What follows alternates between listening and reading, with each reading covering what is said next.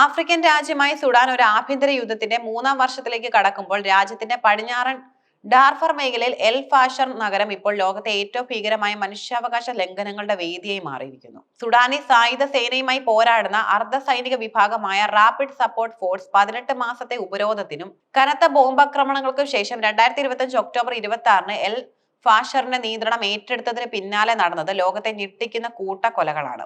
ഈ അതിക്രമങ്ങൾ 21ാം നൂറ്റാണ്ടിലെ ഏറ്റവും വലിയ മാനുഷിക ദുരന്തമായി മാറിക്കൊണ്ടിരിക്കുന്ന സുഡാനിലെ സംഘർഷത്തിന്റെ ഭീകരത വർദ്ധിപ്പിക്കുന്നു. പശ്ചിമ ഡാർഫറിലെ സൈന്യത്തിന്റെ അവസാന ശക്തി കേന്ദ്രമായിരുന്ന എൽ ഫാഷർ RSFന്റെ കൈകളിലായതോടെ വംശീയ ഉന്മൂലനത്തിന്റെ സ്വഭാവമുള്ള അതിക്രമങ്ങളാണ് അവിടെ അരങ്ങേറിയതെന്നാണ് യെൽ യൂണിവേഴ്സിറ്റിയുടെ ഹ്യൂമാനിറ്റേറിയൻ റിസർച്ച് ലാബ് അടക്കമുള്ളവർ സാറ്റലൈറ്റ് ചിത്രങ്ങളും മറ്റ് ഓപ്പൺ സോഴ്സ് വിവരങ്ങളും ഉപയോഗിച്ച് കണ്ടെത്തിയിരിക്കുന്നത്.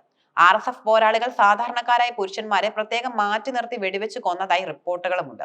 ഡസൻ കണക്കിന് നിരായുധരായ ആളുകളെ RSF പോരാളികൾ വെടിവെച്ച് കൊല്ലുന്നതിന്റെ ദൃശ്യങ്ങൾ ലഭിച്ചതായി ഐക്യരാഷ്ട്രസഭയും സ്ഥിരീകരിച്ചിട്ടുണ്ട്.